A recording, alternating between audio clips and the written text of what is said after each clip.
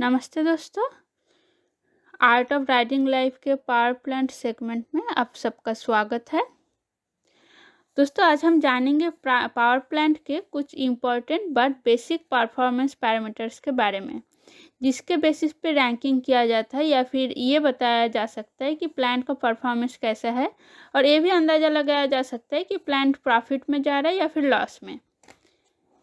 तो चलिए शुरू करते हैं। सबसे पहले प्लांट लोड फैक्टर यानी कि पीएलए परसेंटेज। तो पीएलए परसेंटेज होता है ग्रॉस जनरेशन और इंस्टॉल्ड कैपेसिटी का रेशियो। इंस्टॉल्ड कैपेसिटी जो मैंने पिछले वीडियो में बताया था कि maximum capacity of a plant is design to run, और ग्रॉस जनरेशन होता है प्लांट ने जो जनरेट किया एक्चुअल में, उसे कहते हैं ग्रॉस जनरेशन। फॉर एग्जांपल एक 500 मेगावाट का प्लांट है, हमें एक दिन का उसका पीएलए परसेंटेज निकालना है।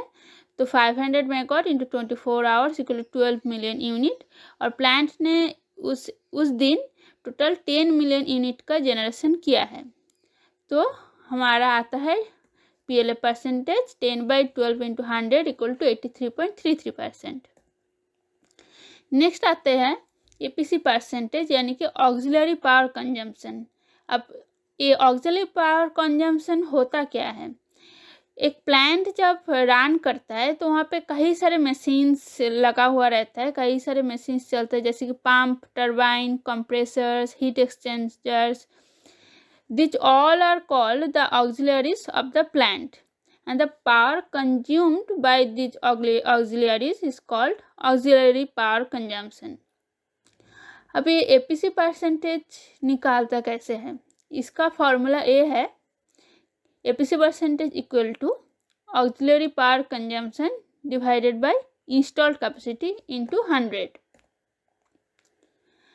नेक्स्ट आते हैं ऑपरेटिंग लोड।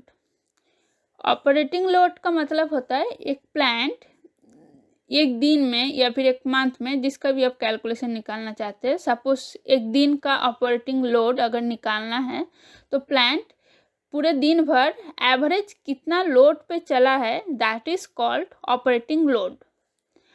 अब इसका फॉर्मूला होता है operating load equal to gross generation in million unit into 1000 divided by average running hours.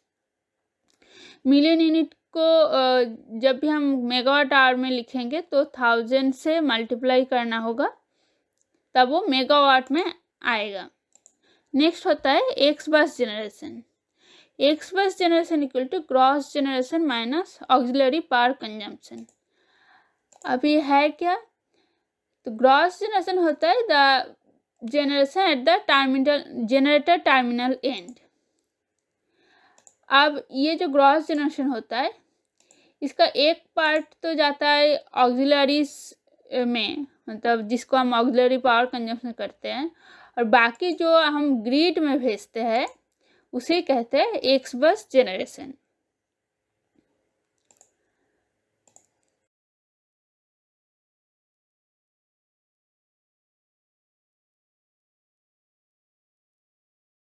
आगे आते हैं डिक्लेयर्ड कैपेसिटी या फिर प्लांट अवेलेबिलिटी फैक्टर परसेंटेज यानी कि पीएएफ परसेंटेज।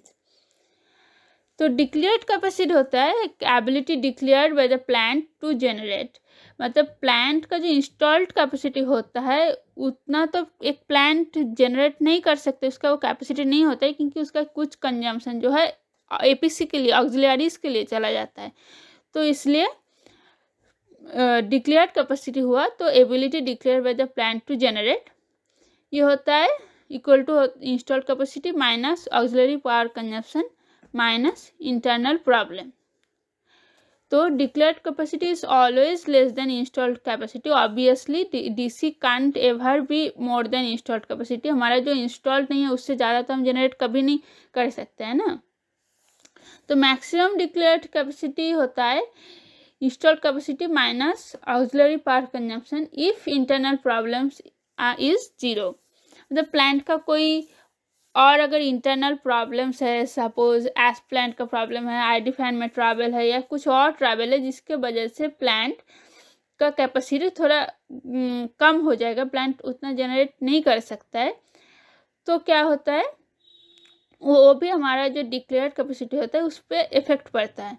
इसलिए अगर प्लांट में कोई इंटरनल प्रॉब्लम्स नहीं है, इफ़ इट इज़ जीरो, तो हमारा मैक्सिमम डिक्लेयर्ड कैपेसिटी होता है installed capacity minus auxiliary power consumption. अब नेक्स्ट में एक एग्जांपल देकर आपको समझाते हैं। अच्छा, उसके पहले हम एसजी यानी कि शेड्यूल जनरेशन जान लेते हैं। So after giving declared capacity by the plant, schedule generation is given by CLD यानी कि लोड डिस्पैच सेंटर। जब एक प्लांट ये डिक्लेयर कर देता है कि वो कितना जनरेट करने के लिए कैपेबल है, तब लोड डिस्पैच सेंटर उसको एक शेड्यूल देता है जनरेट करने का, जिसे कहते हैं शेड्यूल जनरेशन। और उस शेड्यूल जनरेशन को फॉलो करके ही प्लांट अपना लोड को एडजस्ट करते उतना ही जनरेट करता है। तो declared capacity is always either greater than और equal to schedule generation. Schedule generation जो है वो डिक्लेयर्ड कैपेसिटी से कभी ज़्यादा हो नहीं सकता, इक्वल हो सकता है लेकिन कभी ज़्यादा नहीं हो सकता है।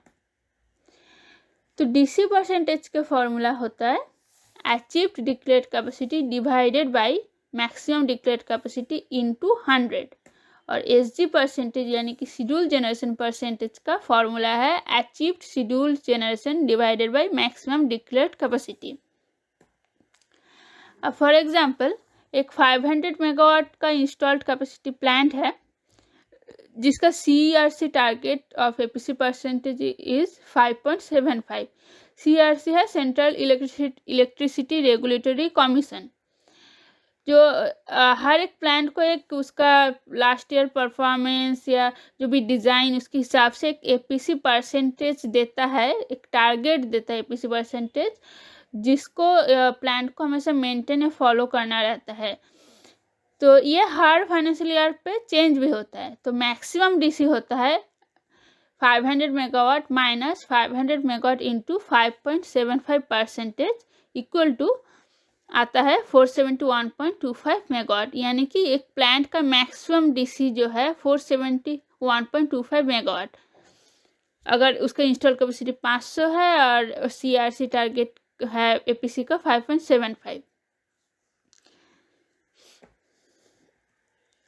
अब ये डीसी और एसजी कैसे दिया जाता है? ये डीसी और एसजी जो है, ये देखिए एक एग्जाम्पल एक प्लांट का, ऐसे 15 मिनट का ब्लॉक होता है, मतलब हर एक घंटे 4 ब्लॉक होता है, एक 00 से 0015, 0013, 0045।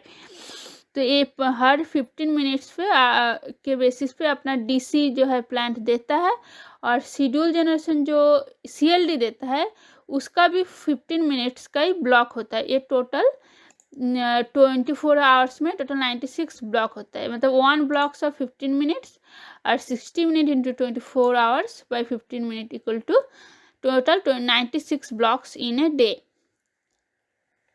इसी पे जो है एवरेज कैलकुलेशन करके ऑल ओवर डे का डीसी इन मिलियन यूनिट और DC in SG in million unit निकाला जाता है। अब आता है स्पेसिफिक कोल कंजम्पशन और कोल रेट। तो ये सिंपल फार्मूला है, coal consumption divided by generation equal to KG per kilowatt hour, इसका यूनिट होता है।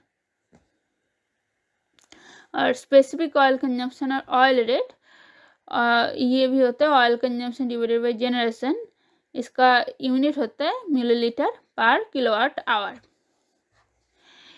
तो दोस्तों आज के वीडियो में इतना ही। अगले वीडियो में मैं आपको बताऊंगी पार्शियल लॉस और आउटेज के बारे में। दोस्तों अगर आपको वीडियो से कुछ समझ ना आए तो आप कमेंट सेक्शन में लिखिए, मैं अगले वीडियो में आपका डाउट क्लियर करने की पूरी कोशिश करूंगी। और अगर समझ आए तो एक लाइक ज़रूर कर दीजिएगा। मिलते हैं अगले वीडियो में, तब तक के लिए टेक केयर, गुड बाय।